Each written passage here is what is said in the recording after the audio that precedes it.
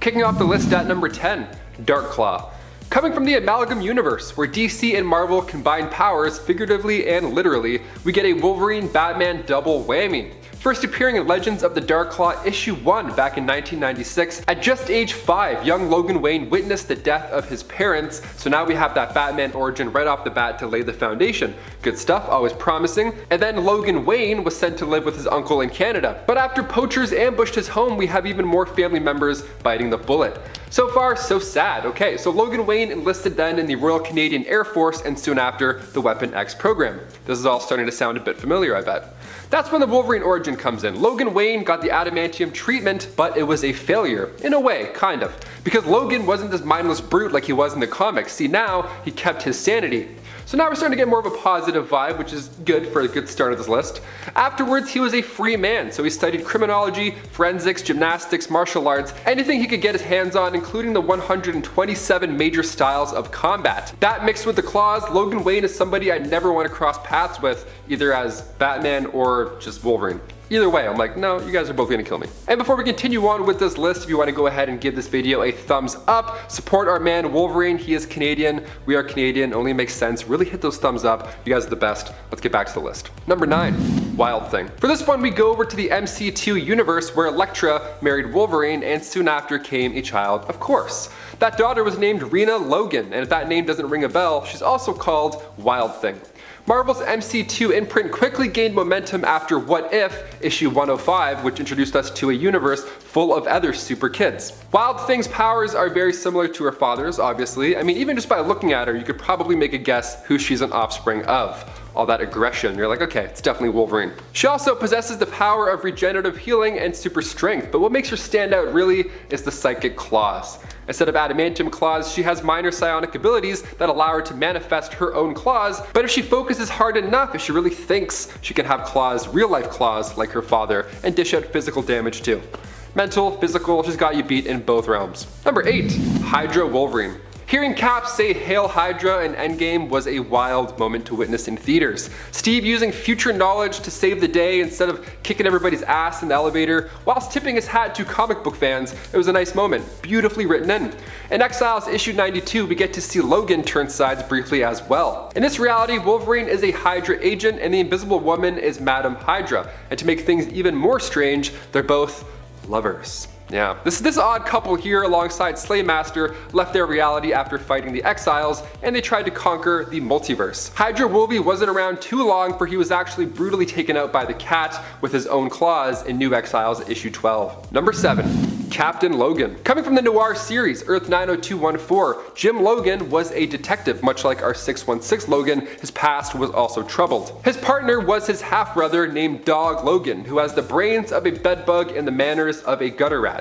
And that's in his words, not mine. His origins are a little bit messy when it comes to the Noir verse, because in X-Men Noir, Mark of Cain, Wolverine's origins are that of a bootlegger whose past is never really touched on. All we know is that he's a former lover of Jean Grey, and that he was the one who took out Scott Summers' left eye. But here in Wolverine Noir, he's a detective with a gritty Catholic past. Either way, the Noir versions of Wolverine is quite dark, and although his claws aren't built in this time around, he still has them as a weapon of choice. Real Freddy Krueger style, I like it. Number 6, Weapon X. One of the more extreme versions of Wolverine, Weapon X came from the Age of Apocalypse storyline, and the first time we meet him is in X-Men Alpha issue 1. Weapon X was a member of the X-Men, only this time around Magneto is running the team. How lovely is that? He's great. One of the most notable differences between this Logan and others is that Weapon X is missing a hand. He had battled Cyclops, and although he lost it in the fight, Logan can still use claws on that arm. Now in this reality, Weapon X was married to Jean Grey, so a little light in this warped reality. Love still exists out there, it's true. He later on became Weapon Omega, aka the heir to Apocalypse, so it's really not that great. There's love, but there's also evil stuff. Number 5, Zombie Wolverine. We're just a day out from another episode of What If on Disney Plus, and we're all so excited, and I'll be honest, a little bit nervous because those zombie Avengers are still super powered and they're still on the way.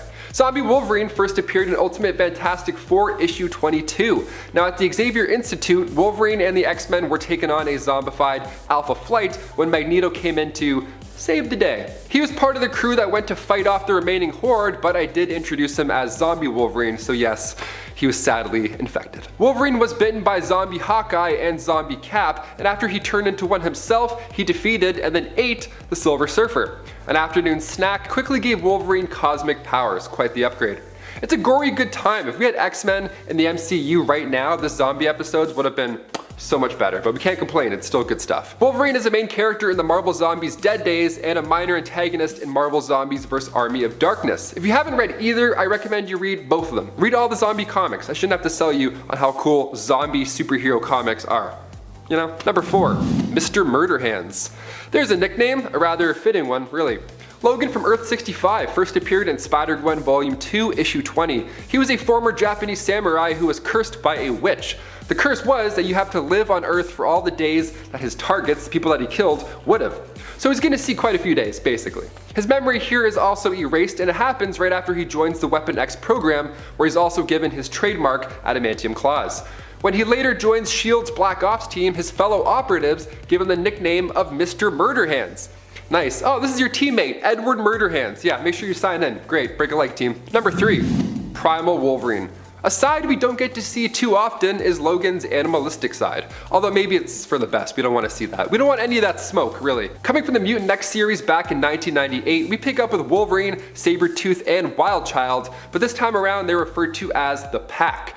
Now in this story, Logan still goes crazy after Weapon X does their thing, but this time he's not alone. Sabretooth and Wildchild also endure these crazy experiments, each of them also going primal in the end. Now the 3 of them end up roaming the Canadian wilderness like an actual pack. But this pack is one you want to avoid. They end up going nuts by the end of the comic, like I said, but while they're in the wild, they did see other mutants, and in turn they all worked together for a hot moment to figure out what was happening in Weapon X. They have the right idea, but those animalistic impulses are just too powerful. Messy. Number 2, Old Man Logan. Mark Millar's Old Man Logan begins in Volume 3 of Wolverine on issue 66, and this is a future where supervillains have sadly won for the most part. Hulk and She-Hulk had kids, the Hulklings, who would beat the crap out of you if you didn't pay rent. So yeah, it's an odd future to say the least. Everybody has their own territory, so Logan now has to pay up for living in his. Hawkeye, who was much older and this time around he was blind, needed Logan's assistance to get across the country and deliver a secret package. This was a way Logan could get some of that rent money, so let's do it. Just talking about Logan paying rent money is a weird thing. When they get back from their trip, things have changed drastically. Now Hulk Gang actually took out Logan's family because, you know, they were bored. And that's what people do when they're bored in this dark future. No more games, no more talking. Now it's time for Logan just to get payback. Simple as that. Alternate reality, same temper. Logan gets Banner, he gets him right through the chest, so naturally he hulks out. And then when Hulk eats Logan, you think that would for sure be the end of it, but that's when Logan pops out from inside Banner. Surprise, we're gonna throw up. And finally, number 1. Old Man Venom. Coming from Edge of Venomverse issue 4, we see Logan get captured by Angel, who is Archangel in disguise, and Hulk Jr. This story played out differently than the Old Man Logan storyline because this Wolverine told Bruce Banner Jr. what happened to his father. Archangel took Logan to the danger room of the X-Mansion, and that's where he and Bruce Jr. just ambushed him. Wasn't very happy this time around, although the first one wasn't really happy in any way, I guess, either.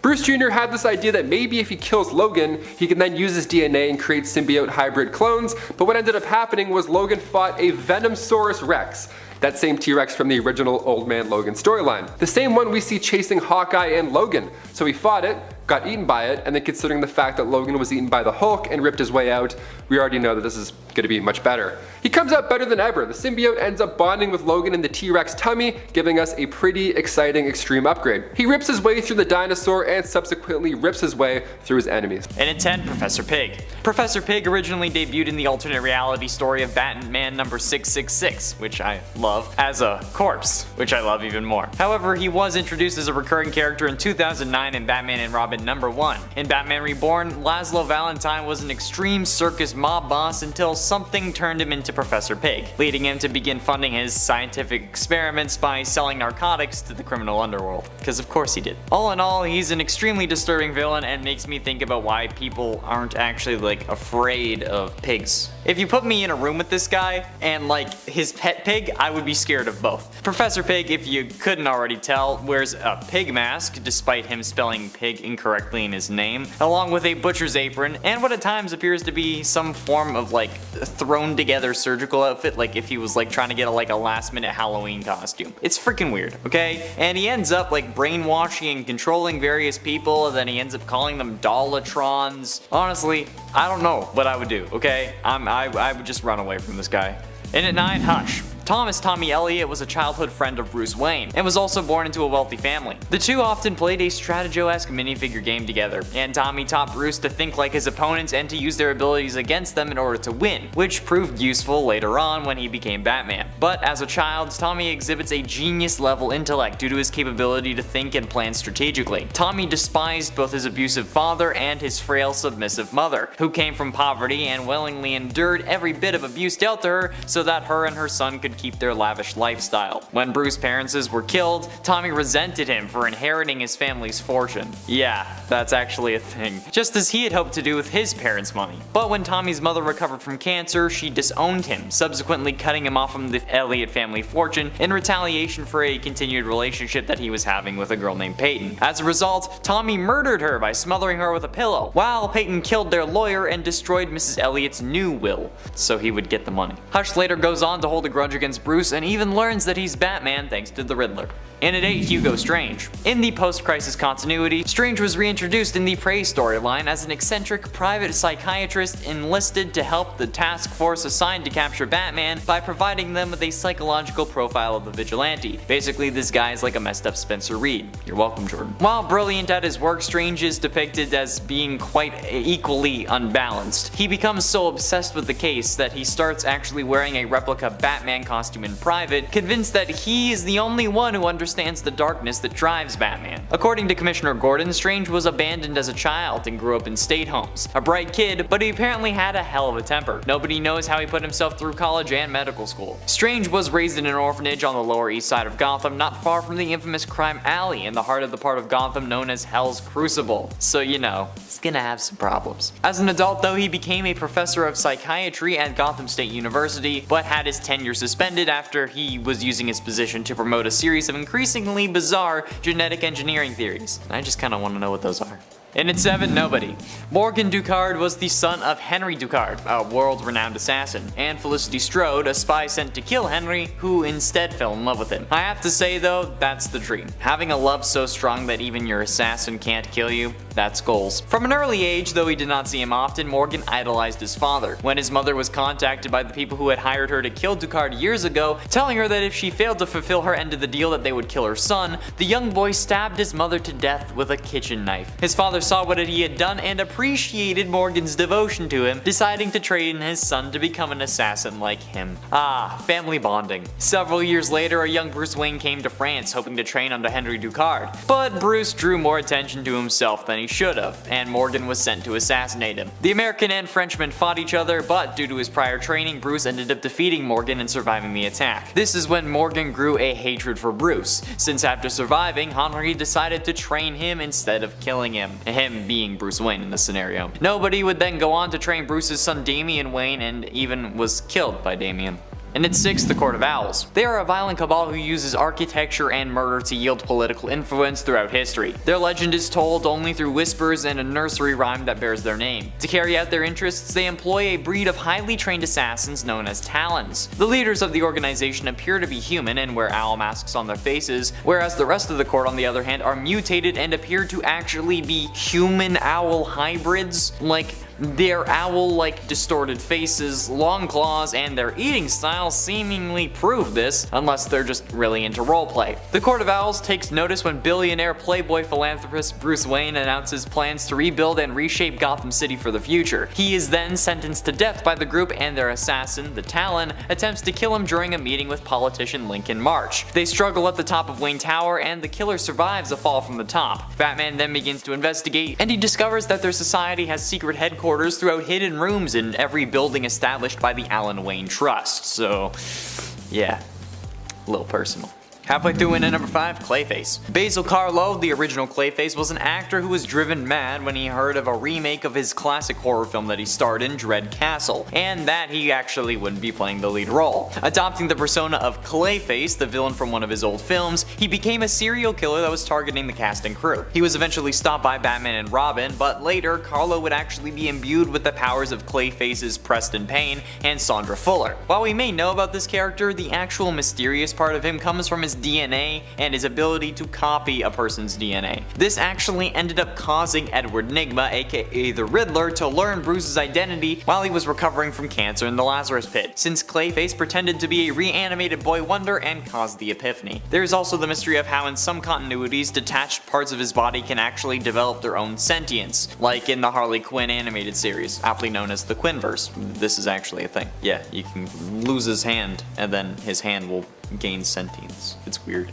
And at 4, Joker's daughter. This is just a girl who finds Joker's face and then stitches it onto hers and then goes berserk. So honestly, it's not really Joker's daughter, but I believe it. The only person that I think could commit such an act is in fact the Joker. I mean, like he did. He cut it off and then put it back on for death of the family, but anyway. While maybe not as prolific and accomplished as the Joker, Joker's daughter is definitely mysterious enough to make this list, even if I'm pretty sure plenty of people know about her, but hey, that's fine, it's about mysterious, not unknown villains, right? Not to mention the fact that she also went by Catgirl, Scarecrow, Riddler's daughter, Penguin's daughter, Card Queen, and Harl Quinn, each incarnation also calling herself the respected super person's daughter, which I have to say is going to make a family reunion real weird. But in actuality, she ended up being Dula Dent, Two-Face's daughter, I guess, apparently, which is still seemingly BS, but hey, that's why it's a mystery.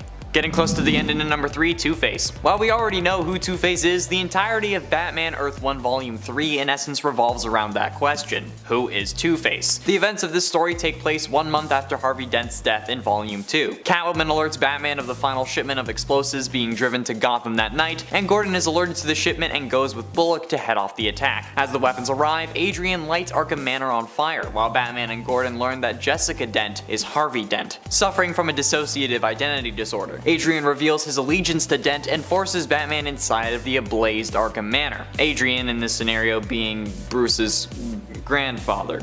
Dent wants to destroy Gotham for taking so many lives, including that of her brothers, but Adrian claims that he wants to save Bruce's soul through cleansing fire, I guess. Batman frees himself with Catwoman's help and subdues Adrian, and learns that the shipment of explosives had been halted by Gordon, and a distraught Dent leaps to her death despite Batman's attempts to stop her, but is saved by Wayland at the last moment. Adrian emerges from Arkham Manor, his face melting as he tries to kill Batman before getting stopped by Gordon. With this crisis averted, Gotham is safe, and they realize that Adrian Arkham isn't Adrian Arkham at all. But ultimately, in at number 2, the Holiday Killer. More commonly referred to as Holiday, they are one of the principal antagonists of the story Batman The Long Halloween. A serial killer operating in Batman's early career, the murderer targets various associates and members of Gotham's crime families. Holiday's identity is only revealed in the final issue of the story, though their identity is apparently resolved, it's still left up to question. After the events of Batman Year 1, Batman, Gordon, and Harvey Dent unite to take down the Carmine Falcone, the leader of the Falcone crime family and the most powerful criminal in Gotham City. Around the same time, though, a mysterious assailant begins targeting mafiosi members and killing them. Each of the killings use the same MO.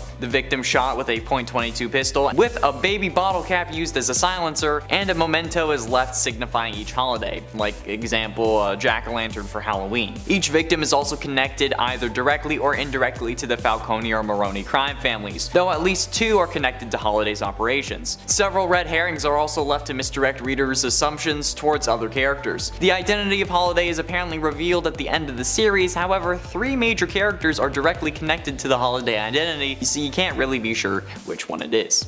Finally, in at number 1, the Joker. The Joker has undergone many revisions since his 1940 debut. The most common interpretation of the character is that of a man who, while disguised as the criminal Red Hood, is pursued by Batman and falls into a vat of chemicals that bleaches his skin, colors his hair green and his lips red, and then drives him insane. I mean, I don't know how it would bleach your skin, color your hair, and then change the color of your lips, but hey, whatever. The reasons why Joker was disguised as Red Hood and his identity before his transformation have changed over time. However, the lack of solid, consistent origin is only part of what makes this character character so mysterious. During the Darkseid War storyline, Batman uses Metron's Mobius chair to find out what the Joker's real name is. The chair's answer though leaves Batman in disbelief. It's only revealed what it said in the DC Universe Rebirth one-shot, where Batman informs Hal Jordan that the chair told him that there were actually 3 different Jokers, not just one. This revelation was the basis for the miniseries Batman 3 Jokers. 3 Jokers reveals that the 3 Jokers who work in tandem include the Criminal, which is the methodical mastermind based on the Golden Age Joker, the Clown, which is a goofy prankster based on the Silver Age Joker, and the Comedian, a psychopathic killer based on the Modern Age Joker who is obsessed with Batman. So yeah, certainly a mysterious character who has stood the test of time, and that's partly why people love him so much. You knew he was going to be on this list. Coming in as the first entry on our list at number 10, we've got to go with Kuan,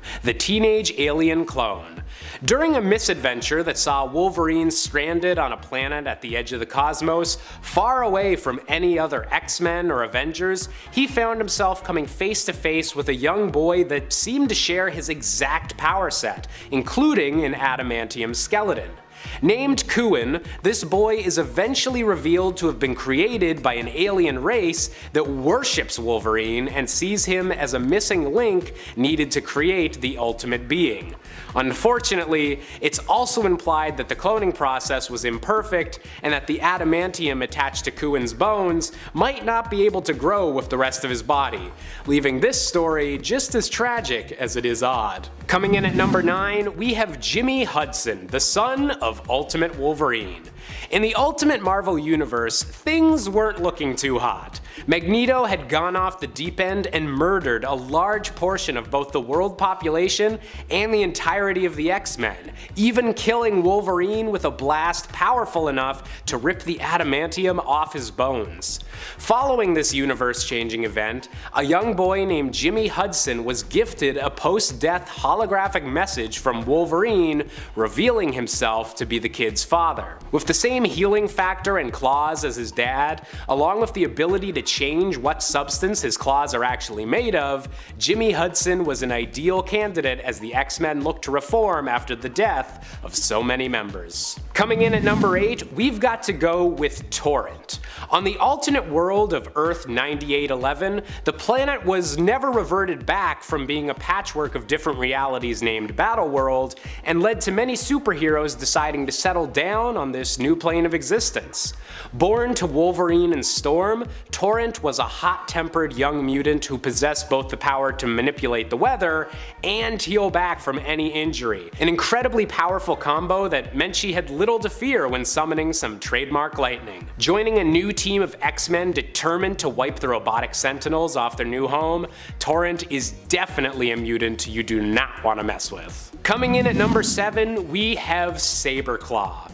Hailing from Earth 98-2, this son of Wolverine and an unknown woman absolutely hates his father. So much so that it seems to have literally changed him into appearing more reminiscent of Sabretooth than his actual dad. Wearing adamantium sheaths on his bone claws to make them even deadlier, Saberclaw was briefly a member of this universe's Sinister Six before eventually being convinced to put his differences aside with his father and help defend the world from the threat of Galactus and the daughter of Loki. Just another day in the wonderful world of weird comic book family dynamics. Coming in at number 6, we've got to go with Wild Thing. Hailing from the same universe as her half-brother Saberclaw, this daughter of Wolverine and the ninja Elektra has managed to stay on the side of good and become a teenage superhero that would be notable even without famous parents. With increased speed, strength, and the ability to create claws out of pure psychic energy, Wild Thing is an incredibly powerful mutant that showcases the best influences of the X-Men and proves that even when the first generation is ready to retire, there'll always be an angry clawed mutant ready to protect the X-Men name. Coming in at number 5, we have the villainous Ra's Darkholm. Hailing from a dark alternate future where Wolverine and Mystique had a son, Ra's is an even more powerful shapeshifter than his mother, with all of the bloodlust and rage of his father unleashed.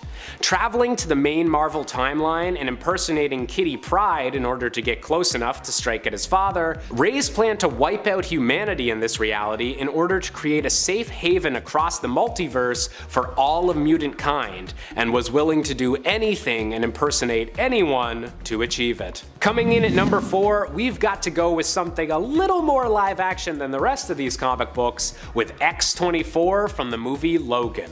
An allegedly perfect clone of Wolverine, but with none of the compassion or humanity, X-24 was treated like an attack dog and followed the orders of Xander Rice to hunt down and capture the real Wolverine and the young mutant girl he was protecting.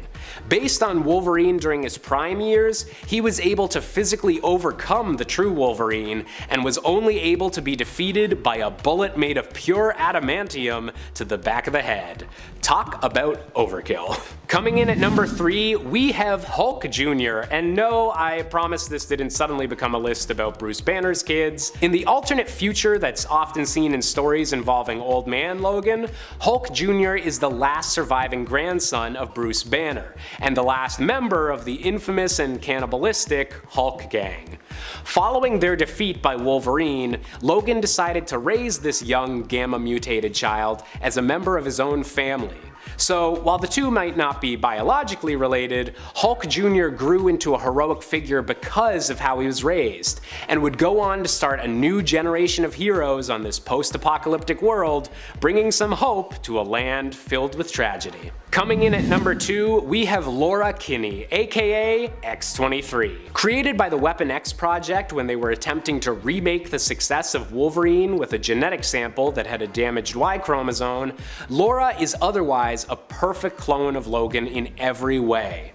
While her early years were traumatic and occasionally brought her into conflict with Wolverine and the X-Men, in recent years she's actually taken up the name of Wolverine herself, living up to the title that's inspired mutants for generations and helping carve out a new place for mutant kind in a new world. And finally, coming in at number 1, we have Daken, the dark son of Wolverine. Named after the Japanese term for mongrel dog or bastard, Daken is the tragic child that Wolverine never knew about, his mother being murdered before Wolverine even knew he had a son. Cut from his mother's body, Daken was raised to hate his father, and in their very first encounter slashed open his stomach and left him to bleed to death. With the same incredible healing abilities and bone claws as his dad, Daken has had a long road of trying to find his proper place in the world, and has fought on the sides of both good and evil over the course of his tragic life.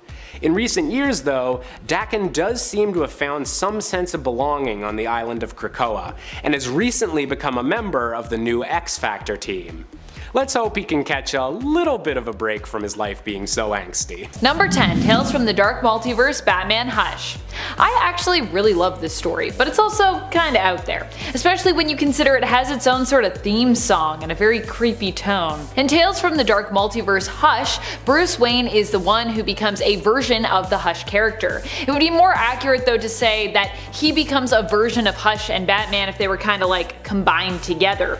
Here, Thomas Elliot instead becomes a rich billionaire playboy and also corrupt senator, allying himself with Talia al Ghul. He manages to make it so that Bruce was locked away in Arkham Asylum. Despite feeling slightly guilty about doing this to his childhood friend, overall Elliot is pretty okay with the way Bruce is imprisoned and treated there. However, after faking his death, Bruce Wayne manages to escape Arkham and becomes Elliot's worst nightmare. And just for a fun fact, he doesn't go by Hush in this one though, he's the Silenced. Shh. Get it? Still like Hush. Number 9, JLA the Nail. This is an Elseworld story that centers around a literal nail. The nail in question is one that punches Martha and Jonathan Kent's tire, thereby preventing them from intercepting and adopting little baby Kal-El, who would grow up to become Superman. Or at least he would have grown up to become Superman if that's what happened. In this world, instead, there is seemingly no Superman. As such, Lex Luthor is successful in making the JLA a band of outlaws. Instead of them being celebrated heroes, they're kind of considered to be somewhat criminal, despite of course their noble intentions. What I will say is at least a lot of this artwork is pretty good. Most of the limited series ends up being kinda dull, save for a few scenes and plot points. The parts that I found the most interesting were one where Selina gets therapy while sexy posing on a desk, another being a fight involving Joker with anti-grav mitts versus Batman, which takes place after Joker has successfully killed Batgirl and Robin. Batman ends up broken as a result of the Joker's actions here. We later learn that the Superman of this universe is basically a very sensitive Jimmy Olsen who is bonded with the remaining traces of Kal-El's DNA found in this crash-landed spaceship. Jimmy doesn't like it when people laugh at him. He ends up in a fight with the real Kal-El, another interesting part of the 3-issue series, who it turns out was adopted by the Amish, hence why he never became a hero, as he preferred to stay within his community. So we get an Amish Superman, and then we also get Jimmy Olsen Superman, but he's pretty much evil. Also, what is that costume he's wearing? Sorry, Jimmy, I didn't mean to laugh at you. Sorry. Alright friends, before we move on to this next spot, if you are loving this list and you want even more multiversal tales, let us know that you love it by giving this video a thumbs up. And also let us know in the comments what other multiversal tales you have loved or you have thought are super weird, or that you loved and thought were weird. I mean, they don't have to be mutually exclusive. Number 8. Tales from the Dark Multiverse, Wonder Woman, War of the Gods. I don't even know what to really make of this multiversal story. All I can tell you is buckle in, because this Dark Multiverse story is, yeah, dark. To be fair to this one shot though, I don't really even know what to make of the War of the Gods story in the main continuity, which I also found a little confusing, so it makes sense that this is where I would be as well with the Dark Multiverse version. A little confused. In this story, the Amazons of Themyscira end up in a war with the United States. When Diana is pulled into a battle with Hecate as a result of these events, where in the main continuity Hecate was defeated by Wonder Woman's lasso of truth, here she just ends up planting a seed within Diana's mind. Diana defeats her, but only temporarily. Following the death of Hippolyta, her mother, Diana is left weak, fearful, alone, and resentful, and this is when Hecate is able to take over. Unable to free her, all of Wonder Woman's friends die trying to. The only way to contain Hecate Wonder Woman is with magic, and many of her magical colleagues actually die in the attempt to do so. Hecate as such ends up chained, but of course so is Diana, unable to find the hope to escape her own internal prison. Of course, like most dark multiversal tales, we end on a pretty dark and tragic note. But that's okay, Zatanna's never gonna give up. Number 7. JLA Act of God. Admittedly, this is a cool premise, but it just doesn't make a lot of sense, which is what's weird about it. In JLA Act of God, an Elseworlds 3-issue miniseries, we get to explore a world where all the heroes of Earth have simultaneously lost their powers. Well, at least almost all of them anyways. How did this happen? Black light? Somehow the world being hit with a flash of black light results in almost everyone losing their powers. I guess normally superheroes like don't go to raves or anything, where black light is, I feel like, very common. Although this is attributed to the black light, some might call it an act of God. A later on, very suddenly devoutly Christian Diana Prince at least would probably claim that. Diana, haven't you met gods? How does that make sense? What's really ridiculous is in the first issue, as we go through the moment this happened, the world over, we get to see just how diverse not only everyone's powers are, but also when it comes to the source of their powers, just how diverse it is. In one page we go from Steel losing complete control of his systems and suit as he plummets to his doom, to Aquaman losing his ability to connect with the creatures of the sea telepathically and his ability to breathe underwater. At the same time, Kyle Rayner also has lost control of his Green Lantern ring, which seems to now just be, I guess, a really unique and trendy looking accessory. How could a flash of black light affect almost everyone in this same way? Like I said, it's a cool premise, kinda wonky execution though.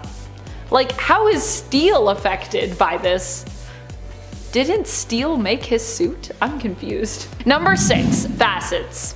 What happens when we get to see the Teen Titans as they'd be in a fantasy setting? Well, a whole lot of weirdness. Raven of course ends up evil, known as a deadly and beautiful sorceress, Queen Raven. She creates her own loyal servant and accomplice with Victor Stone, or at least she tries to, transforming him permanently into a cyborg. It turns out this isn't all that Raven's been up to though. She has a whole collection of prisoners whom she has transformed in some way, and when Cyborg refuses to join her, she also contemplates holding him there with the rest rest of them. So apparently she does this a lot. Seems like her deals with people don't usually work out. I guess she's just hoping that one day that'll change. She's like, I'll just keep doing it. Eventually someone will be loyal to me. If I try it enough times, it's gotta work. In this story, Coriander is a prisoner of some goblin mages who use cosmic energy to transform her into Starfire. The comic features an all-out battle between Raven and Starfire, joined of course by the rest of the Titans. Nightwing goes on a trip inside Phantasm's cloak, literally looks like he's tripping out, and eventually Trigon joins the party when he is summoned by his daughter Raven. You can check it all out in the 1994 New Titans Annual.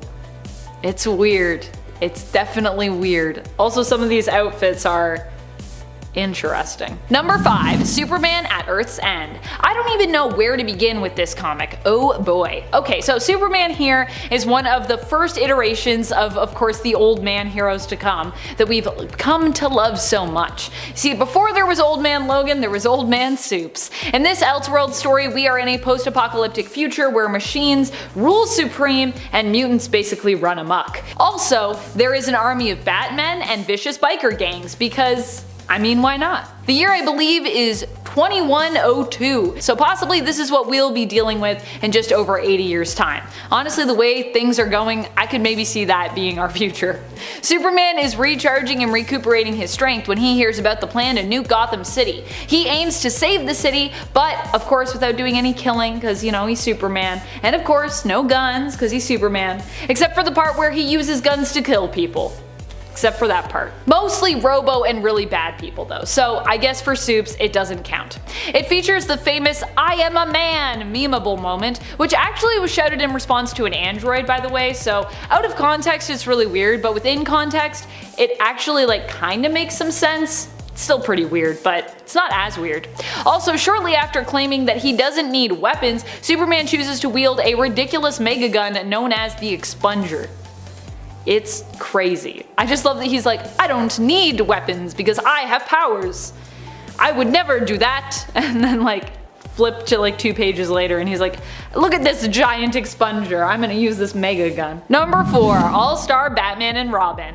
Not so much a story as a full series, but I have other full series on this list, so it's fine. All-Star Batman and Robin consists of 10 issues, all of which are pretty weird when it comes to the depiction and characterization of a lot of our favorite superheroes, villains, and their allies even. Once again, we get a super jacked version of Joker in this comic. We also get a version of Vicky Vale who seems far more obsessed with Superman's manhood and dates with Bruce Wayne than any kind of serious reporting. And of course, then there are Batman and Robin. What a dynamic. Batman in this comic is the worst kind of hero, an entitled one. This is the version who refers to himself as the goddamn Batman and makes Dick eat rats and sleep in the Batcave initially. Because he's Batman and he can do that. He also torments Hal Jordan Green Lantern by painting himself, Robin, and the entire room and corridor yellow, and also serves and consumes yellow food and drink around him, with Batman enjoying some lemonade and Robin devouring what appears to be an all yellow ice cream cone. All-Star Batman and Robin has to be one of the weirdest multiverses out there. And every time I go back to it, I'm like, what is happening? What is this characterization? Number 3, JLA created equal. Okay, so All-Star Batman and Robin is the not so great kind of weird, but JLA created equal is just the weird kind of weird. In this 2-part Elseworld story, we get a glimpse into a world where all the men, or almost all the men, were killed off by an unexpected and sudden plague. The only 2 left alive are Superman and Lex Luthor in this reality, and yet for all the powerful women who remain, this book sure manages to still be about the male characters within it. In Created Equal, Superman attempts to help the rest of the new, almost all-female JLA figure out a way to repopulate the Earth. I say almost because Superman's still there, so yeah. The main concern is how to ensure the survival of the human male gender, as if they made clones with their technology and resources, they'd actually only be able to produce female ones. I guess they can't like tamper with the genes, they can't like tamper with the DNA, or I don't know how you make clones anyway, so I probably shouldn't tell other people how to do it. Eventually, Lois Lane and Clark Kent end up conceiving a son who is born and named Adam. He accidentally hugs his mother to death, and then Lex, being Lex, unleashes a plan to take control of all the young men who were created and raised on Themyscira, thanks to Adam's existence and his resilience. Also, he makes them all bald, because this is Lex Luthor, so yeah. Oh, what a weird story. Come and join me, and also I'll be bald, because you all have lovely hair and it offends me. Number 2, a Batman Reptilian. Ah yes, the story of an alien baby that belongs to Killer Croc because he was influenced by aliens while inside his mother's womb, which is how he's even mutated and also makes him, like, I guess, a hybrid alien-human creation technically. In this beautiful yet bizarre story, Batman is attempting to track down whoever is killing all of his rogues. What he finds out though is that it isn't any one of the other villains, but Croc's baby that he just gave birth to. Killer Croc, of course, didn't know that he could do that. I mean, neither did we. It turns out that this is a result of him being part alien in origin, or being tampered with by aliens when he was like a fetus. The newborn babe, it turns out, just wants its mama, but for what purpose remains to be seen. Killer Croc can't nurture it, as you know, he doesn't have like the biological equipment for that. After we get through that whole slog of that's not gonna work, it's also implied that the giant alien monster baby wants Croc to mate with it, which is also thankfully out of the question when it comes to Croc's willingness, so thank goodness, because I thought this better not be where this is going. Oh my goodness. Did I mention that Batman is also a huge jerk throughout this entire series? Cause yeah, this is Garth Ennis behind the writing wheel, and that is very much a thing. Which I'm not surprised by. That's kind of Ennis' whole thing, so yeah. I actually like Batman being a butt in that story more than I like him being a butt in Frank Miller's All-Star, so yeah. Number 1, Batman Last Night on Earth. This one was where the thumb came from in part 1 of this list. I had intended to actually include this story there, but then I got distracted by the Batman and Lobo crossover. Understandably so, I think, because that's also super weird. But that's fine, because it just means that Last Night on Earth gets a higher spot on this list of bizarre multiversal DC stories. Batman Last Night on Earth is a book that exists outside of the continuity and belongs to the DC Black Label line. Also, Reptilian is part of that same line, just so you know. Black Label primarily is made up of titles that are more adult in terms of their content and their themes. Here, that translates to Batman wearing a straitjacket version of his suit in a post-apocalyptic future, where Joker is just a head in a jar. They also end up fighting giant monster baby Green Lantern constructs in issue number 1, just to give you a sense of the level of weird that we're dealing with here. But it's like a fun weird. It's like a, I'd recommend this weird. I give it 2 weird thumbs up. Number 10, Onslaught. It feels a little weird to call Onslaught mysterious in retrospect, but back in the day, this was a villain that was made to kind of be mysterious. For a long time we didn't actually know who Onslaught was, although it did seem pretty obvious. I mean, look at this character design. The same kind of mystery involving Onslaught's true identity was recently revived during the Reign of X era in the comics, where Onslaught returned in the series Way of X. It took until Onslaught Revelation until Onslaught's identity was truly explained and dealt with. Now, I won't spoil that mystery for you if you haven't read Way of X yet and Onslaught Revelation, as both are great comics, and the mystery is one that is actually pretty enticing, so you should definitely go read it. Especially considering how unmysterious Onslaught has become since the 90s when they were first introduced, but we're bringing the mystery back with this one, so yay. There's gonna be people that are gonna be like, I know who Onslaught is, and I'm gonna be like, but do you? But do you know? Because you might not know right now. Number 9, Crime Master. A smaller villain whose identity was a mystery involving clues meant to misdirect you. Oddly enough, this isn't the only Crime Master that has existed in the comics, which I guess makes sense. After all, Crime Master is a pretty sweet villain name, so we wouldn't want to get rid of that. Don't just want to throw that one away. Still, this was the first appearance of a character with that mantle over in the land of Spider-Man and of Marvel. This version of the villain first appeared in Amazing Spider-Man issue number 26. We were led to believe he was a seemingly reformed criminal returned to crime and fellow Daily Bugle employee Frederick Foswell, formerly known as Crime Boss Big Man. But in the end, Crime Master was revealed to be a criminal of no note really in regards to the world of Spider-Man. The mystery only went on for 2 issues before we learned of his true identity as Nick Lucky Lewis, a criminal we hadn't ever interacted with until these issues of The Amazing Spider-Man issues 26 and 27. At least, I don't think so. I don't think we'd interact with them before. However, this also wouldn't be the only Crime Master, the more recognizable version of the villain also being a surprising reveal of Bennett Brandt, Betty Brandt's brother. But that's a story for another time. And friends, before we move on to this next spot, if you are loving this list and you want to learn more about villains that are shrouded in mystery or bring mystery to the comics with them, be sure to let us know by giving this video a thumbs up. A secret thumbs up. but not so secret because, you know, we'll see that you clicked like.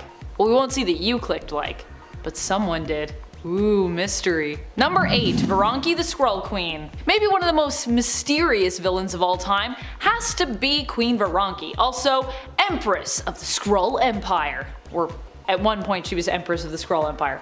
Although not an undisputably celebrated ruler amongst the Skrulls at the time, not without opposition, still, Veroni managed to secretly invade Earth and infiltrate the planet's mightiest heroic team, the Avengers. For years, Veroni went undercover as Jessica Drew, taking her place as early as before the events of House of M, and revealing herself only years later during the Secret Invasion story.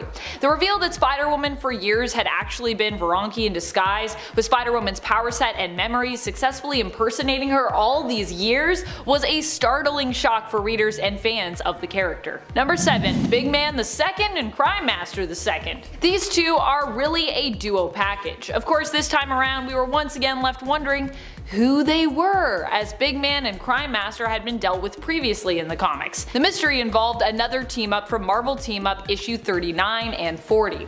While we pondered who Big Man could really be, we'd once again be misled by the character's name and their masculine appearance. Ooh. Turns out that the second Big Man was actually Janice Foswell, the daughter of Frederick Foswell, convinced that Spider-Man was to blame for her father's fate and seeking revenge. However, even more mysterious, her partner Crime Master was surprisingly her fiance Nick Lewis Jr. Now I say surprising because I don't think Janice herself was even aware of the true identity of her partner.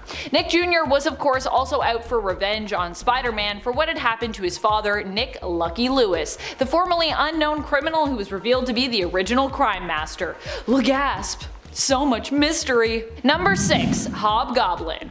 Speaking of villains with super secret and much debated identities, that is also Hobgoblin. For a long time in the comics, the true identity of Hobgoblin was a topic of much debate, with everyone comparing their theories and running polls amongst their friends for who was considered the most likely true identity of Hobgoblin.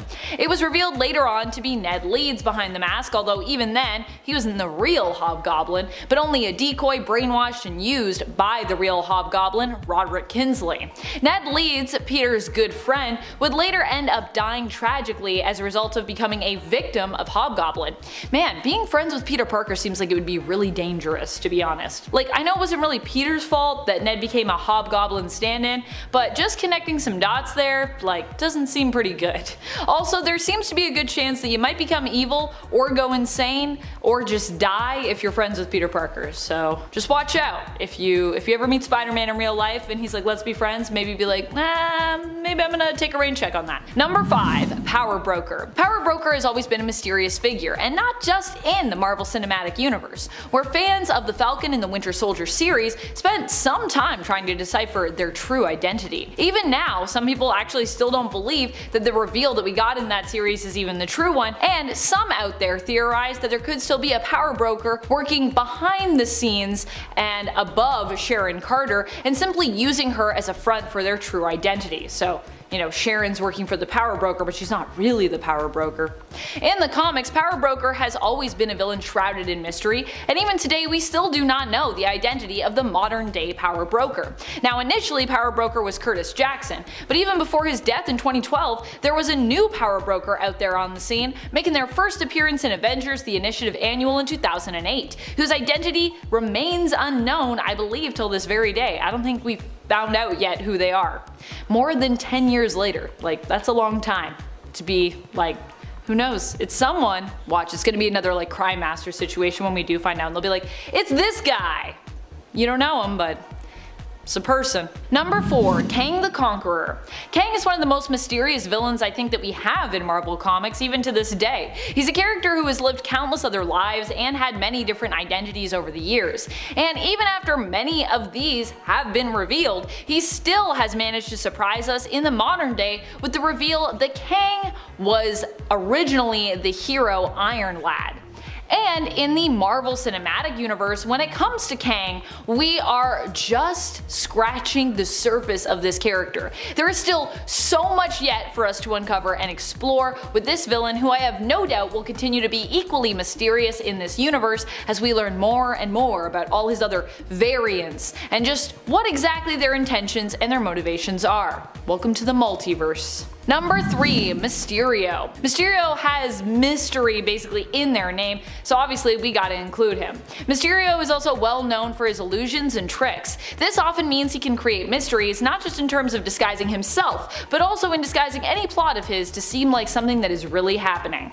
In other words, you know, he's all about illusions. He almost succeeded in driving Daredevil, Matt Murdock, crazy with his illusions when he made him think a child in his care was actually the Antichrist. Fortunately, in the end, Matt was able to see through Mysterio's illusion, but it was proven through this story just how hard that can actually be to do. Number 2, Chameleon.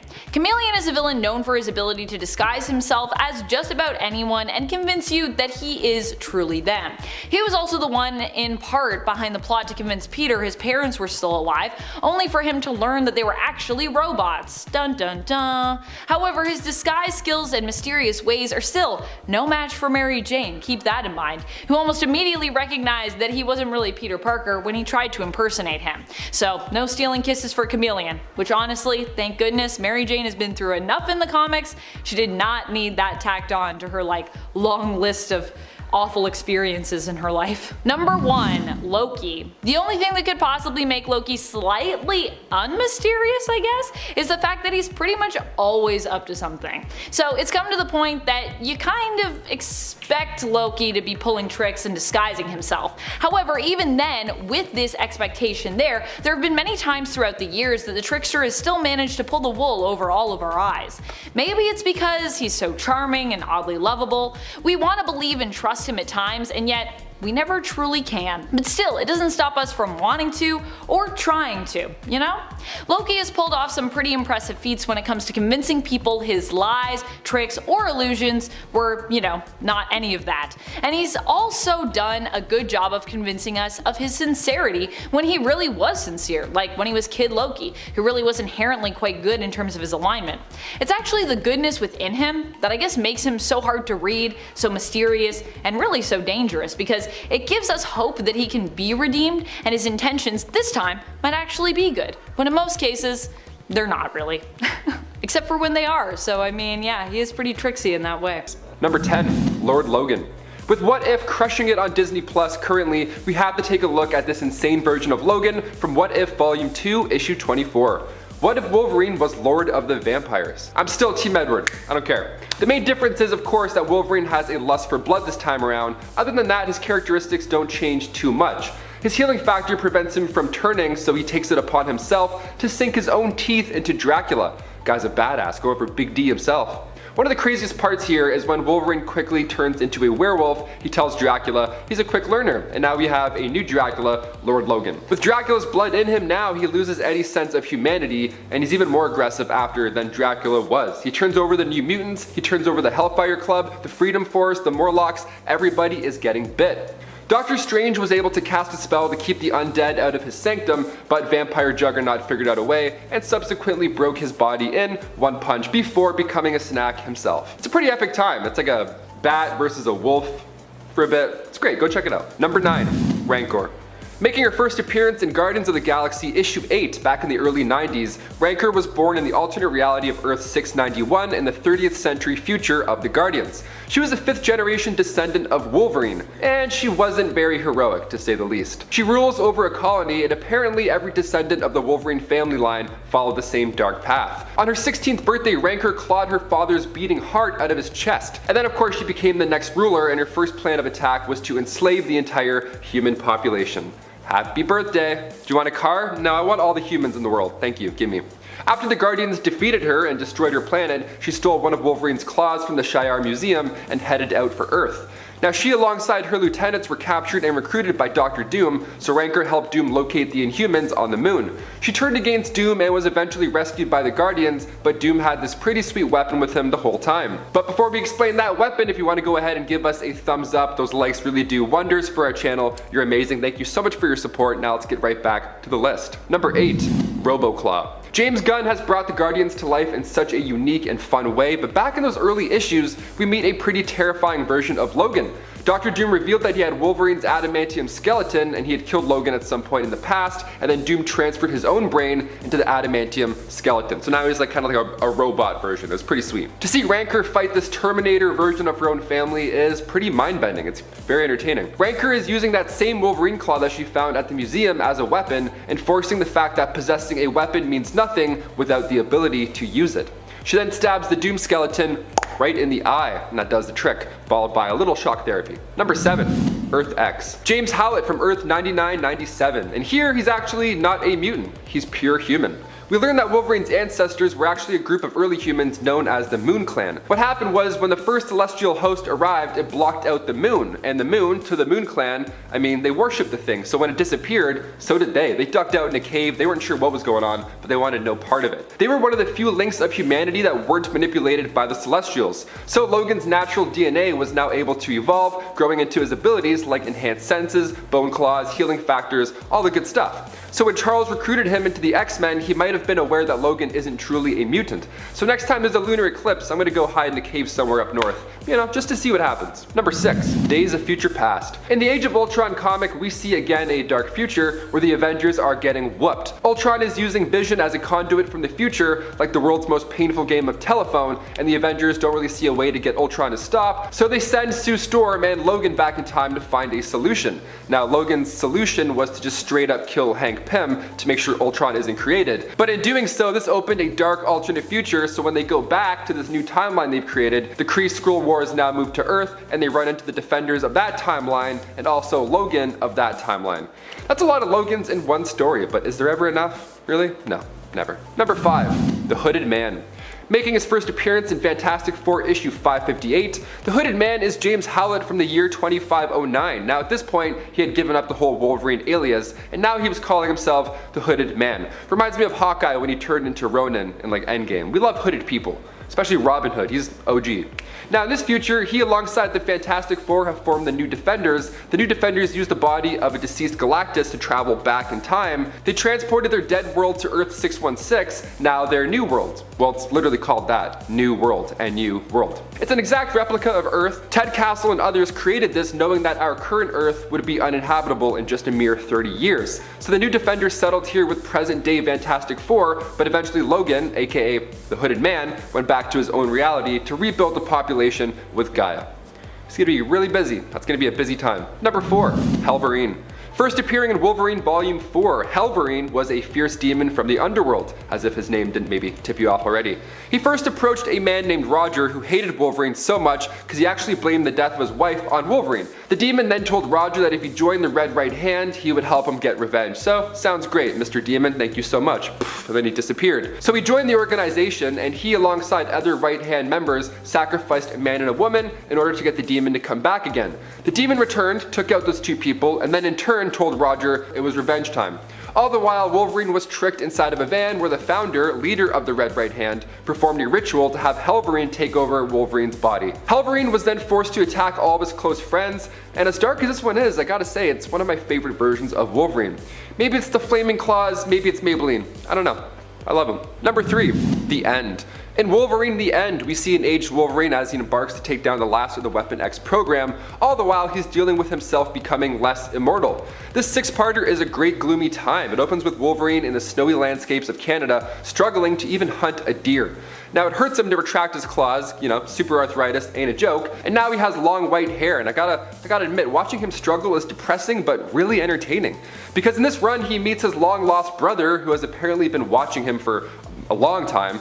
and his brother tries to make it seem like he's going to help him discover the secrets of his past, but really he's just using him to nuke Vegas. So in the end, literally the end of the end, Wolverine is holding his long lost brother's body. It's quite sad, but definitely worth a read. Bring tissues, you'll need them. Number 2. James Hudson Jr. Jimmy Hudson, okay, first appeared back in the 2010s Ultimate X issue 1, but later on in Ultimate Comics Wolverine issue 4, he was the new Wolverine. Okay, who is this guy? So Jimmy Hudson is the son of Wolverine. So back when Logan was fighting in Iraq, he fought alongside a man named James Hudson, and they were pretty close because Logan trusted James enough to take care of his newborn son. Jimmy's last name was changed when the adoption became official, and Jimmy Jr. had no idea that he too was a mutant until his high school days. He took after his birth father even so. I mean, he was attracted to redheads, he was reckless, and of course, he was absolutely shredded. In Venomized, the Poison Hive invades Earth, and they force symbiotes to bond with various superhumans. When the X-Men helped out, Jimmy was bonded to one himself. And finally, number 1. Weapon H. Making his first appearance in Totally Awesome Hulk issue 21, Clayton Cortez was originally a Marine and former Eagle Star contractor whose team was originally hired to go after the villagers of Uzhanka for sabotaging a Roxxon pipeline. Clay turned against his own men saving lives, but he also put himself in a dark spot. He was captured and sold to Dr. Alba, head of Weapon X Batch H division, which was this neat division that made Wolverine Hulk hybrids. Gotta love those. H Alpha was unlike the others because he wasn't recruited by Director Stryker, so he wasn't a true believer in his cause, and that Dr. Alba left more of his brain in there than the other subjects in hopes that he would train better. Okay, leave a little bit of brain left, see what happens. H Alpha had about 15 minutes to go in the incubation process when a group of mutants showed up and raided the place. So Dr. Alba released H Beta to buy time, but when H Alpha was finally done, he beheaded H Beta. And then the Hulk came in, which at the time was Amadeus Cho, and he came in to hold him back. It was just nuts. People are getting their heads cut off, there's Hulk hybrids everywhere. It's really loud, must be a really loud day. Once the Weapon X staff left, Weapon H stopped fighting and then he jumped far away.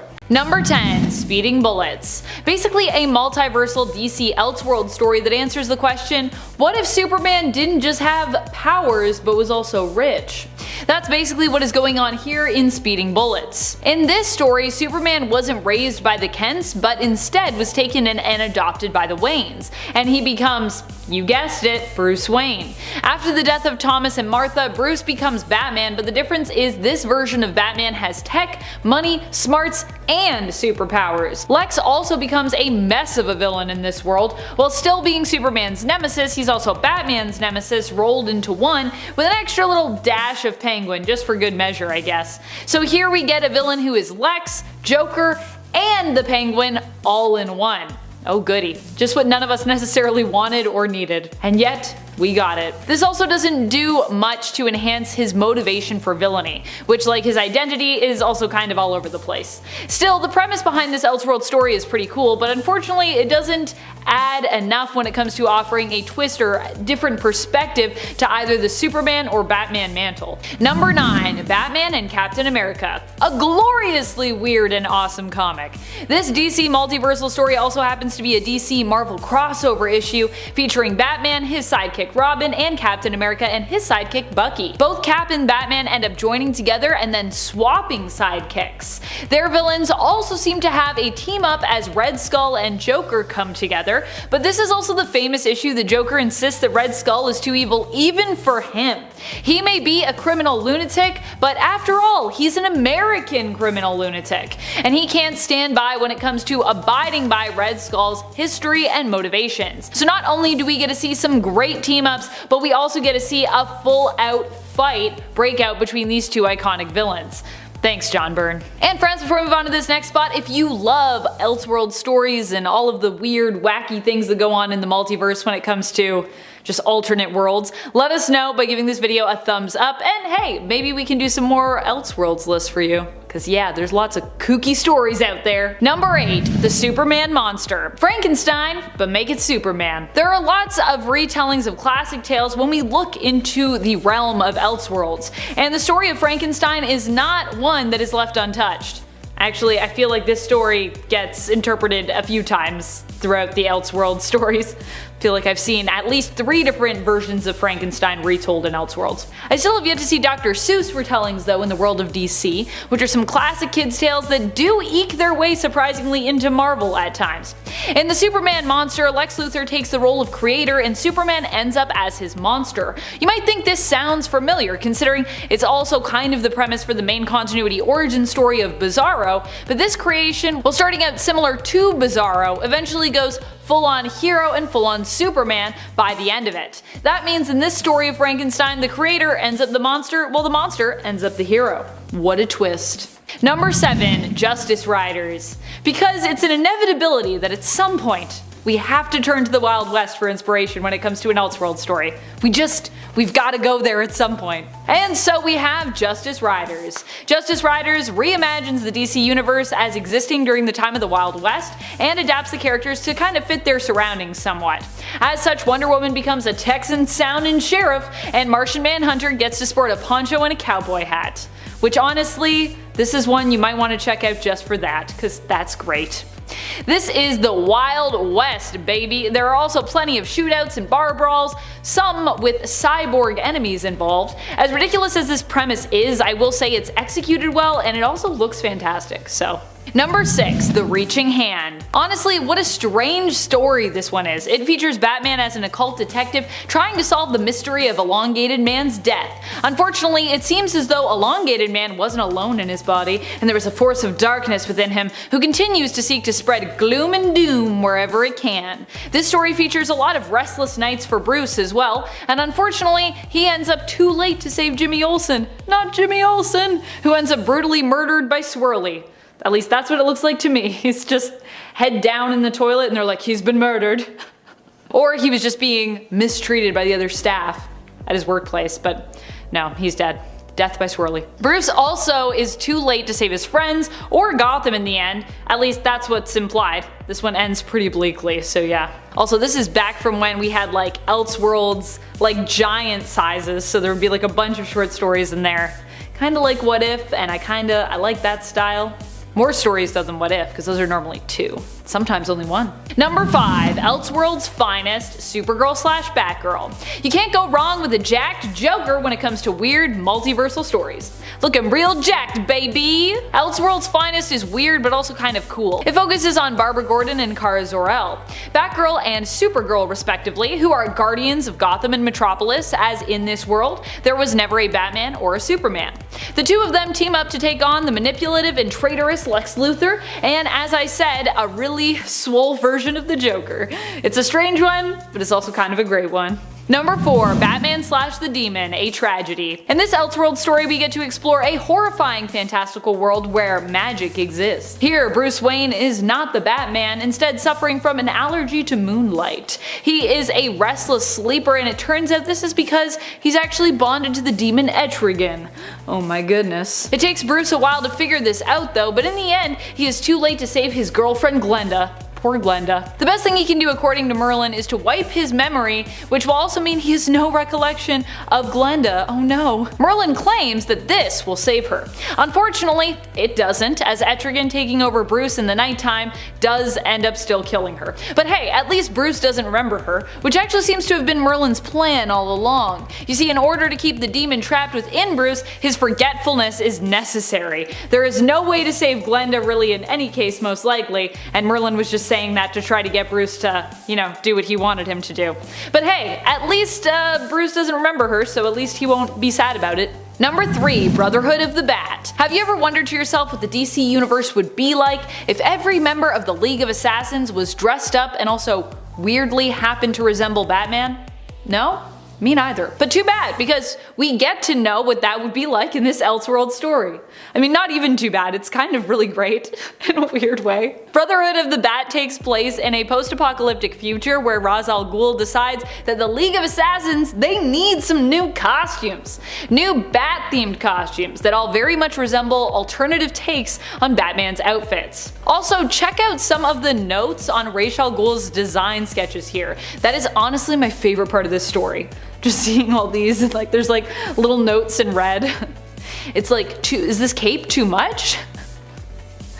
You can never have too much cape, just so you know. Just so you know, Raish. No such thing. Number 2. Batman Nosferatu. If you want something weird in a sort of horror-based and very artistic way, we've got you. Batman Nosferatu was actually part of an Elseworld story series that delve into the German Expressionist period. This story seems to take some inspiration from Nosferatu and the Cabinet of Dr. Caligari.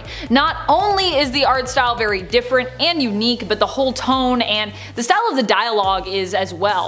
The story has a lot going on, but mainly it follows the horrors of Dr. Arkham. To give you like the briefest summary ever, because as I said, there's a lot going on in this story, it's also quite long. The story mainly centers around Dr. Arkham and his experiments and creations, including one called the Laughing Man. Oh, I wonder who that's supposed to be. A reanimated creature made from various corpse parts. In the end, Bruce Wayne's son ends up dying and is resurrected as the Nosferatu, sort of cyborg monster creature who ends up taking on and defeating the Laughing Man. I wonder who Nosferatu is supposed to stand for here.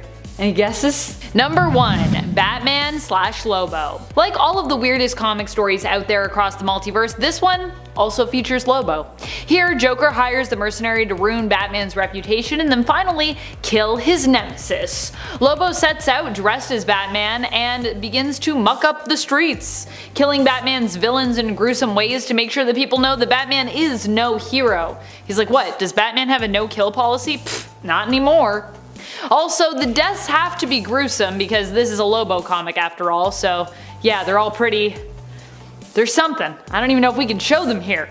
In the end, the Joker is forced to call off Lobo after it's revealed that Batman is actually his long-lost twin brother, Bruce Wayne. You see, Joey and Bruce were apparently separated at a young age. I mean, does it get any weirder than this? Number 10. Dirty Bomb Wolverine. Why does this sound like some sort of sexy nickname for Wolverine? It really is not. Instead, this alternate version of Wolverine is an empty clone that was created in the current Wolverine series and used to basically burn vampires loyal to Dracula from the inside out. This all went down in a battle in the effort of freeing Omega Red from Dracula's hold over him, while also getting back at Drac, who was attempting to get his hands on Wolverine so he could use his blood to allow his own vampire army to walk around during the day, making them obviously much more powerful. Omega Red's plan to stop Dracula was to give him what he wanted, which meant making a clone of Wolverine who was gene edited to have blood that was thick with photonic cells, similar to the ones found in plankton, which produce their own luminescence. Basically, the blood of the Dirty Bomb clone Wolverine then had the opposite effect on the vamps who consumed it, meaning they would be burnt from the inside out as opposed to being able to walk in the day. Having a gene edited clone of Wolverine is a frightening prospect, and a clone who is used simply as a decoy and bomb is pretty morally scary. And then there is the added factor of how it made the vampires feel to learn of it. And I'm sure that they were properly terrified before they were all killed. Minus Dracula, of course, who got away in the end, like he always does. Although the mutants won the battle in issue number 12 of the current Wolverine series, they did not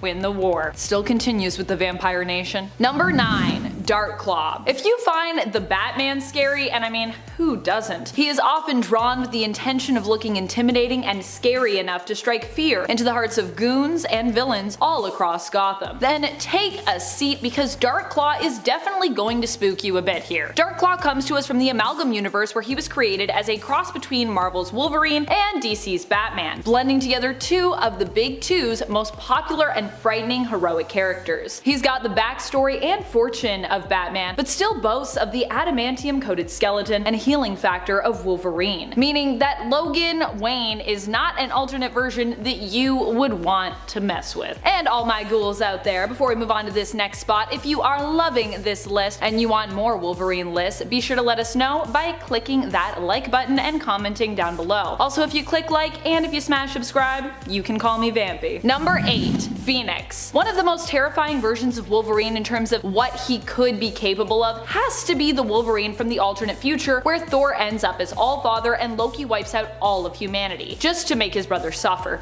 of course. In this dystopian future, Wolverine himself ends up being chosen to become the new host for the Phoenix Force after his own death. Phoenix Logan was obviously capable of many different insane feats due to him being imbued with, well, the Phoenix Force, even managing to save Loki from the Celestials. Pretty impressive. However, Phoenix Wolverine would prove to be not quite as scary when facing a future version of Doom, who obliterated him. But Logan, being imbued with the power of the Phoenix Force, meant that he could resurrect, and in order to ensure that Doom would be defeated this time around, he sacrificed himself to empower Allfather Thor's weapon Mjolnir in the continued battle. Also, that would be the one really powerful Mjolnir. It's like Mjolnir with the Phoenix Force. That's crazy. Number 7. Akahiro. Sure, Daken is a character all his own, but I also counted a clone that was used as a dirty bomb against vampires, so I feel like if I do that, it would be really insulting if we did not talk about Akahiro. Daken was an alternate version of Wolverine during Dark Reign, where Norman Osborn basically took over in the comics, where he forged the organization Hammer and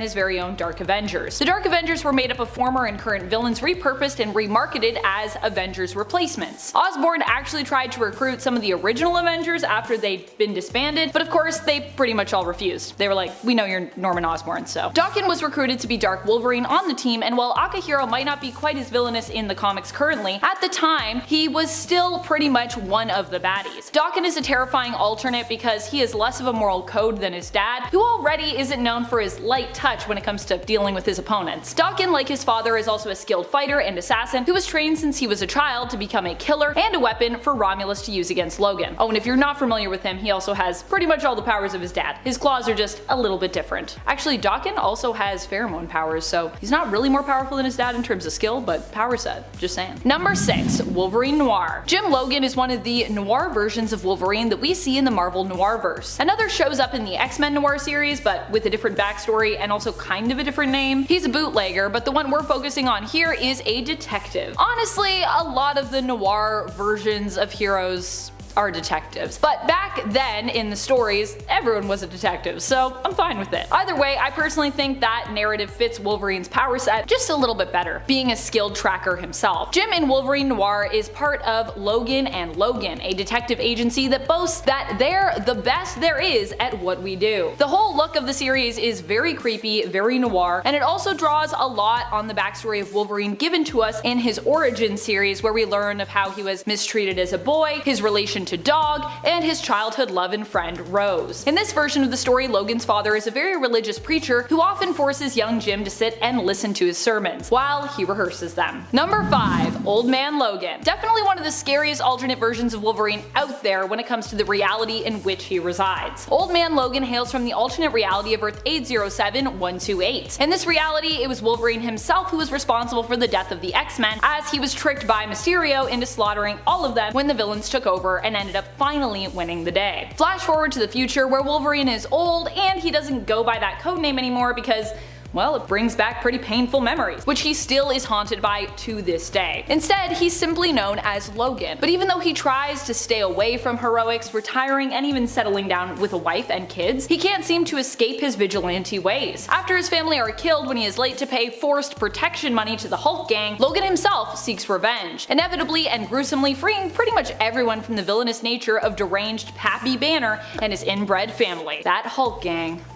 Oh boy. Number 4. Cancerverse Wolverine. We don't know that much about Cancerverse Wolverine, who hails from the Earth of 10011, but we do know, like many others who hail from this reality, Wolverine here is horrifying to behold, and he is part of the X-Men, spelt E-X-Men. In the Cancerverse, death was completely eradicated, which you might think would bring about a sort of paradise in the cosmos, but instead this change had, well, the opposite effect, mutating everything into one big horror show. Turns out death wasn't quite as bad as we all thought, and that life, left unchecked, is actually horrifying. Who would have guessed? Number 3. X-24. In the film Logan, X-24 was an even more deadly clone than X-23. This was a clone version of Wolverine genetically engineered to be as powerful as Wolverine in his prime, perhaps even more so, and who was much more easy to control and manipulate. Not as free thinking and just more of a straight up berserker. So basically like Wolverine without any of his moral code at all, or any inhibitions. This made X-24 the perfect weapon to be used against Wolverine himself and escapee Laura, aka X-23. It took a lot to take down X-24, and his perceived strength and ruthlessness in the film made him a terrifying nemesis to watch. I don't know about you, but I got so anxious every time he showed up on screen in that initial watch through of Logan.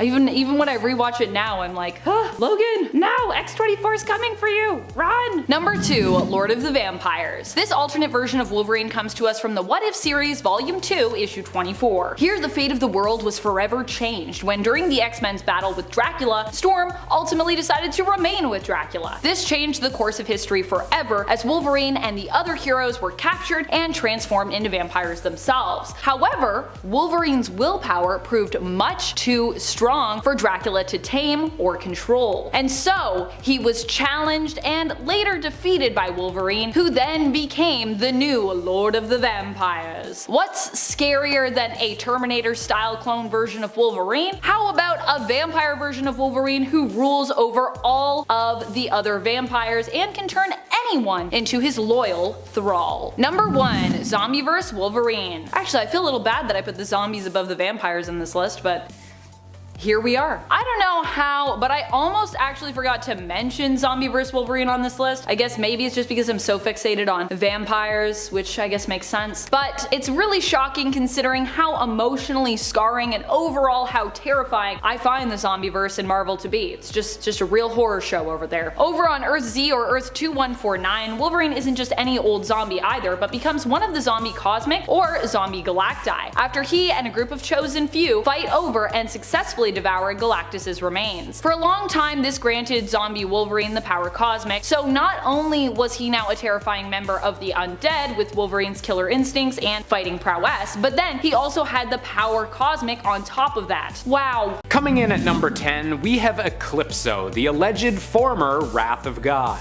A supernatural agent of chaos with his face permanently in the shade of a constant eclipse, Eclipso claimed to be the one who carried out the biblical flood of Noah's Ark, and that he was replaced in his position as the physical embodiment of God's wrath by the Spectre, because Eclipso was just too violent and angry for the role. Older than almost every other being on Earth, Eclipso has fought many heroes over the years, and even though he no longer possesses the power of a full god, he is still an extremely dangerous magical being, and who knows what he'll do next to try and regain his power. Coming in at number 9, we have Staro the Conqueror, specifically the version seen in James Gunn's 2021 film, The Suicide Squad. Found by American astronauts during the early days of the Cold War merely drifting through space, Staro was imprisoned and tortured for 30 years by the American government on the island Corto Maltese when it was discovered that Staro possessed incredible telepathic mind control powers that the government seek to learn how to weaponize. Although he eventually had to be taken down by the Suicide Squad when his anger at being imprisoned caused him to go on a rampage, Staro's story wound up being a tragic one, as his sad last words were, "I was happy, floating, staring at the stars." Rest in peace, Staro. Hopefully there's lots of stars to look at in big, mysterious kaiju heaven.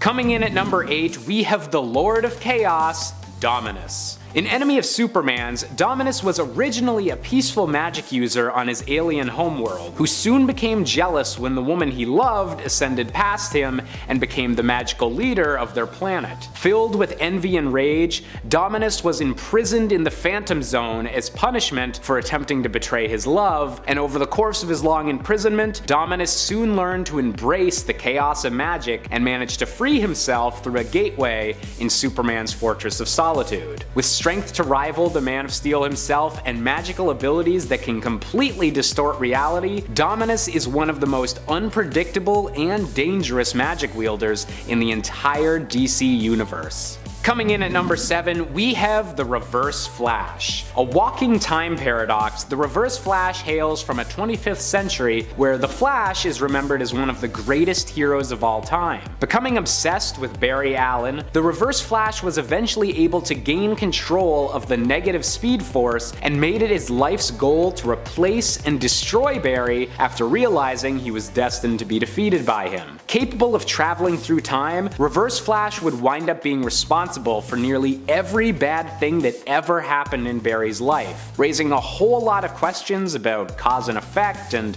all sorts of timey-wimey weirdness, but mainly going to show that he's a dangerous and unpredictable villain. Coming in at number 6, we have the Court of Owls. Introduced in one of my personal favorite Batman arcs, the Court of Owls is an ancient conspiracy that has controlled Gotham City from the shadows for hundreds of years. Originally believed to just be a myth by Batman, given that he had investigated their existence as a kid after the murder of his parents, the court eventually revealed themselves when Bruce Wayne committed to super modernizing Gotham City. With multiple assassins that are seemingly immortal in their employ, and even some members of the court itself appearing to be human-owl hybrids, there's still a lot we don't know about the Court of Owls, and I for one can't wait to find out what we'll learn next. Coming in at number 5, we have Vandal Savage. Remember how I mentioned Eclipso is one of the oldest beings on Earth in the DC universe? Well, Vandal Savage is also in the running, having lived through much of human history as an immortal warrior and conqueror. Seemingly unable to age and with incredible healing abilities in most depictions of the character, Vandal supposedly gained his incredible powers from the radiation of a comet that may have originally been connected to Superman's homeworld of Krypton. Regardless of how he gained his abilities, however, Savage has been a persistent enemy to the Justice League for literally thousands of years, always scheming for a new way to gain more power.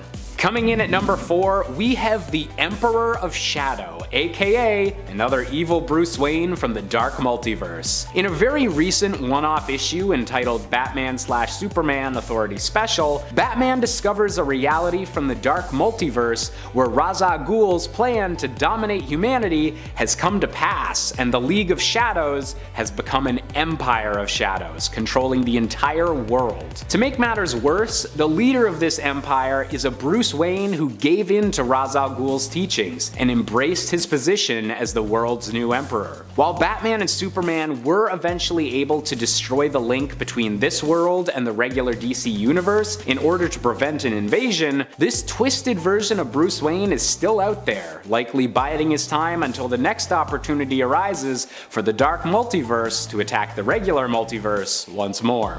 Coming in at number 3, we have Duella Dent. Now, given her last name, you'd assume that Duella was Harvey Dent, aka Two-Face's daughter, and that was her original backstory, with her being given the name Duella because Two-Face was disappointed that he didn't have twins. However, Duella's origins are actually a lot more mysterious, as in subsequent appearances, she's claimed to be the daughter of the Joker, the Penguin, Catwoman, Scarecrow, Riddler, and even Doomsday. Given the extreme unlikelihood that Duella could somehow be all of these villains' daughters, this crazy killer's origins may still be a mystery, but definitely don't make her any less dangerous. Coming in at number 2, we have to go with Batman's iconic nemesis, the Joker. When you're making a list about mysterious villains, the Clown Prince of Crime just has to be on there, because in a way, even more extreme than Duella, we still don't know what this guy's really all about. There have been attempts over the years to give the Joker some sort of backstory, like the Red Hood incident, or when the DC universe briefly had 3 entirely separate Jokers, but these stories always seem to land on deciding that the Joker's true origin is ambiguous at best. But in all honesty, giving 100% certain backstory to the Joker would be betraying much of his character, and leaving a bit of ambiguity, well, that's probably for the best. And finally, coming in at number 1, we have Perpetua, the dark goddess of the multiverse. The DC multiverse has faced many threats over the course of its existence, with the highest stakes being reserved for events labeled as a crisis. But beyond the scope of even the Crisis on Infinite Earths is Perpetua, the mother of the Anti-Monitor, and a being that, until recently, was locked behind the Source Wall at the very edge of the DC universe. The creator of every story we've ever been told throughout all of DC Comics, Perpetua altered and manipulated the multiverse for her own purposes and to thwart the mysterious hands that seem to be even beyond her own power level. We still don't know everything there is to know about Perpetua, even if she was eventually able to have her plans stopped, and the sheer scale of her ambitions makes her the most mysterious DC villain of all.